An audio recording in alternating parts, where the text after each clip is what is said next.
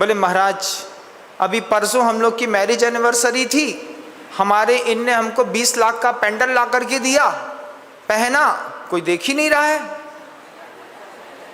कोई बोल ही नहीं रहा है। मैडम जैन आपका पेंडल तो बहुत अच्छा है। और एक ने देखा तो वो क्या बोली, बोले 370 रुपए का है, सामने वाले की बेंटेक्स की दुकान पे मिलता है। माथा कूट लिया हमने। किस बात का दर्द है बताओ? हीरा नाक में, कान में, आंख में, मुंह में, दुनिया भर में घुसाने वालों, वो हीरा तुमको सुख देता है कि जब हीरे को दूसरा देखता है तब तुमको सुख मिलता है? क्या तुमको नहीं देता सुख? तुमको तो दुख ही दुख देता है। माँ पेंडल पहन लिया, पेंडल में छोटे छोटे छोटे छोटे 1800 हीरे लगे हैं। अब उसमें कुछ नहीं महाराज, जा रहे थे, किसी के हाथ से हाथ टकराया, उसमें से 4 हीरे गिर गए, 4 हीरे गिरे मात्र, लेकिन एक हीरा 70,000 का था।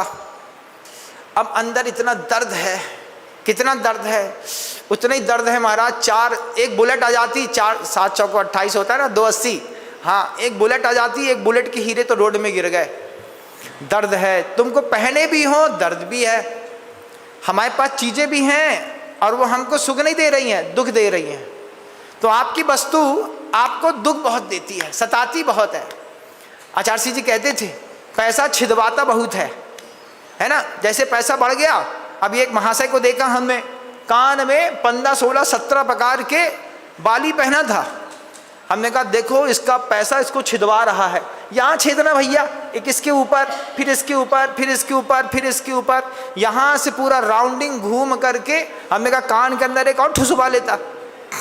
बाहर तो ठुसवा ही दिया, अंदर एक और परिग्रह संज्ञा कुछ लोगों के पास है और वो उसी में आ सकते हैं, कुछ लोगों के पास है नहीं, उसमें आ सकते हैं। इससे आपके जीवन में कुछ ऐसी अदृश्य बीमारियां हैं जिन बीमारियों से आप परेशान हैं, और ये सबसे ज़्यादा कॉन्स्टिपेशन की शिकायत पैदा करती है। इसकी सबसे बड़ी प्रॉब्लम्स होती है 24 to 32 इयर्स ओल्ड लेडीज़ के ऊपर। जो बेटियां होती हैं, उन बेटियों का पेट लगातार भारी होता रहेगा। क्या है महाराज, सब अच्छा है, ये बहुत अच्छी है, इतना सोचती है, 2 दिन में एक बार मोशन होता है। आज खाएगी, अभी गई नहीं, कल का खाने के बाद दोपहर में 1:30 बजे जाएगी।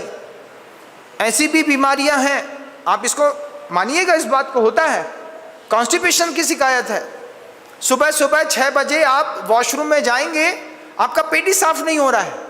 किसी को गुटखा चाहिए, किसी को 2.5 पैक चाहिए, किसी को गर्म पानी चाहिए, किसी को ग्लाइकोडिन चाहिए, किसी को क्रीमालेक्स की गोली चाहिए, किसी को कायम चूरन चाहिए, किसी को हाजमोला चाहिए, किसी को हिंगोली चाहिए, किसी को रेवन चीनी चाहिए, किसी को सनाई की पत्ती चाहिए, किसी को कुछ नहीं तो गुड़ और नींबू का पानी चाहिए, किसी को नमक नींबू का पानी पिएगा, फिर ऐसा ऐसा ऐसा हिलेगा, उसके बाद 100 कदम चलेगा, उसके बाद अब